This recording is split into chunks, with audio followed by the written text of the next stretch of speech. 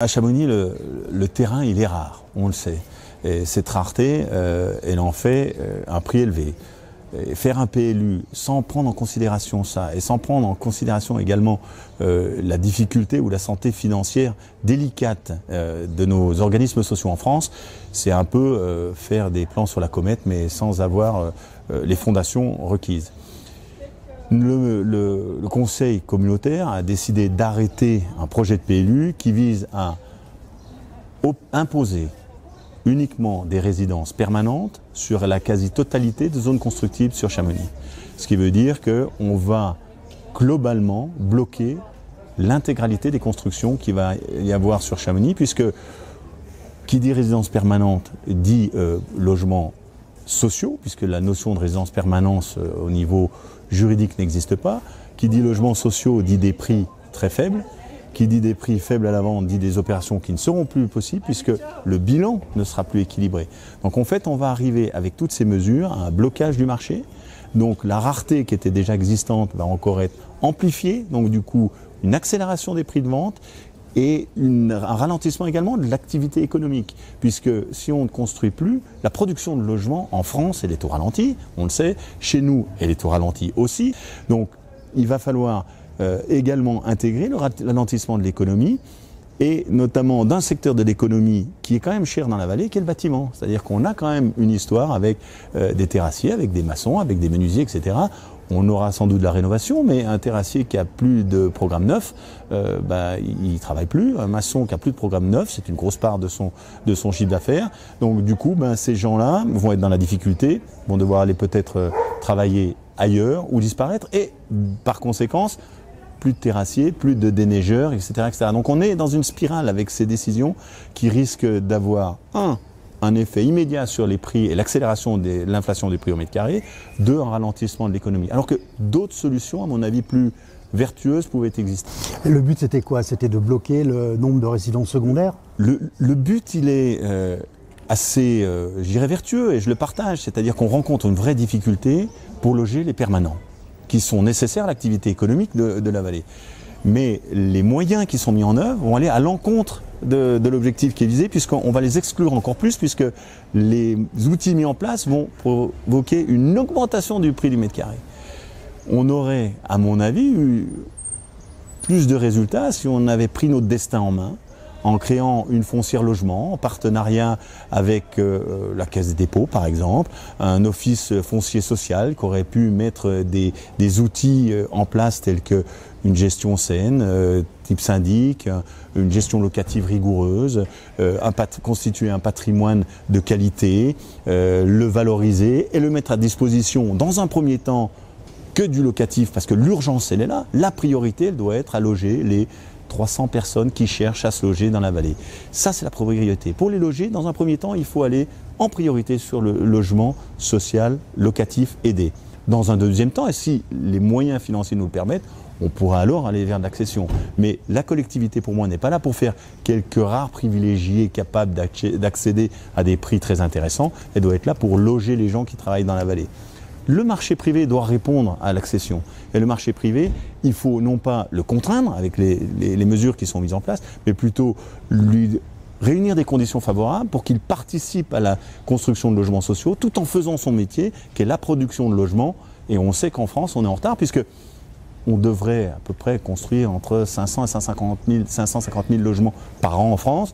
Et péniblement, on en fait 250 à 300 000. Donc on est en retard. Quelle était votre idée de proposition, votre proposition de foncière communale? Alors, cette foncière logement, c'est au même titre que celle de Paris, c'est-à-dire que c'est un office foncier social à l'intérieur de laquelle on réunit des biens immobiliers, on les valorise, on se donne les compétences en matière de syndic, en matière de gestion locative, en matière de promotion immobilière. On est en partenariat avec un établissement bancaire, je parle de la Caisse des dépôts comme ça pourrait être d'autres, et on travaille sur le patrimoine de la collectivité avec un vrai objectif. L'objectif général, il doit être de faire en sorte que le quotidien des Chamoniards s'améliore. Et donc que les gens qui travaillent sur place puissent se loger sur place. L'objectif n'est pas de faire quelques rares gagnant au loto en faisant une petite opération de 8 logements, les vendre avec un prix de terrain ramené à zéro, avec une subvention de l'État, et on sait que l'État est endetté, pour finalement faire 8 gagnants au loto parmi 14 000 habitants dans la communauté de communes. Je ne pense pas que ce soit le rôle de la collectivité. Le rôle de la collectivité est de faire que les gens se logent sur place. Est-ce que ce projet de PLU va être soumis au vote prochainement? Alors, on est dans le stade où la communauté de communes a arrêté le projet. Il va rentrer dans une période, on va dire, de consultation et d'enquête publique pour être proposé à la validation, d'après le calendrier qui nous a été annoncé, en janvier 2026, si tout se passe bien. Et à partir de là, on partira sur le contrôle de la légalité du PLU. Donc, on verra si les délais sont tenus, il risque d'être voté avant les élections, ce qui serait un petit peu quand même cavalier 2 mois ou 1 mois et demi avant les élections de venir le voter. Sinon, ce sera à la prochaine équipe de prendre la décision de le valider ou de l'amender. Il n'est donc pas encore mis en application? Il n'est pas encore mis en application, mais il donne déjà nature à des discours et des échanges parfois un peu virulents, parce qu'on a notamment dans ce PLU la création de 12 OAP, donc c'est des zones où il est décidé que telle opération pourra être faite et aucune autre. Et ça sur des terrains privés. Donc c'est vrai que les familles historiques qui sont propriétaires de ces terrains et à qui on dit le terrain dont vous avez hérité ou le terrain que vous avez acheté et sur lequel vous avez épargné pour vous, pour vos enfants ou vos petits-enfants, finalement sera réservé à des logements sociaux, point à la ligne.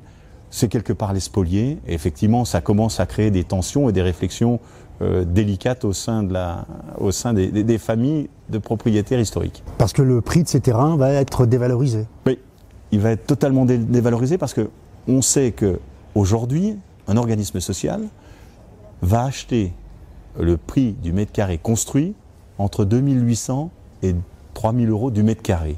Ça ne couvre même pas la charge foncière. Donc pour arriver à faire des logements sociaux, il faudrait non seulement ramener la charge foncière à zéro, mais en plus avoir des subventions que les organismes sociaux disposent. Donc ces opérations-là, il faudrait à la rigueur que les organismes sociaux qui sont en santé délicate puissent avoir un soutien de l'État et retrouver leur capacité d'action. Pour information, ils devaient construire 120 000 logements l'année dernière, ils ont été capables d'en faire 80 000, notamment parce que leur modèle économique est essoufflé, notamment parce que les coûts de construction ont augmenté. Et en plus, il faudrait il faudrait l'intervention d'organismes sociaux de bonne santé. Là, on revoit un petit peu notre idée de foncier à logement. Et il faudrait que les terrains soient apportés pour zéro. Comment voulez-vous faire admettre aux propriétaires de terrains aujourd'hui que leur foncier doit être amené à zéro pour que l'opération équilibre? C'est utopique. Donc, on est quelque part dans une impasse qui va conduire à une accélération du prix de l'immobilier, en tout cas dans la vallée. Croisons les doigts pour que ce PLU ne passe pas en fait. En tout cas, il faudra lui apporter des modifications. Ça, c'est les modifications sur la résidence secondaire. Et après, on a d'autres choses. C'est vrai qu'on a porté 2-3 remarques sur le fait qu'on a diminué le nombre de places de parking nécessaires pour obtenir un permis de construire. Alors qu'on sait que le stationnement est un problème dans la vallée. On n'a pas voulu toucher les hauteurs. Et du coup, on a libéré des mètres carrés pour aller construire plus loin. Alors qu'en libérant les hauteurs, on est plus vertueux en matière environnementale. Enfin, des sujets qui sont techniques. On a un autre sujet qui est de chantier, mais on n'a pas affaire à des gens qui sont ni de chantier, ni des gens qui sont de l'immobilier, donc ils ont du mal à comprendre. Quand on limite les terrassements à 3,50 m, ça veut dire qu'on n'aura qu'un seul sous-sol, ce qui est un peu ridicule et ce qui pose des problèmes techniques évidents dans certains cas où le terrain est en pente, où on va avoir des sous-sols qui sont en pente. Donc on a des choses encore à travailler. J'espère que les 8 mois qui vont arriver vont nous permettre d'améliorer ce PLU. Merci Monsieur Lafin. Merci à vous.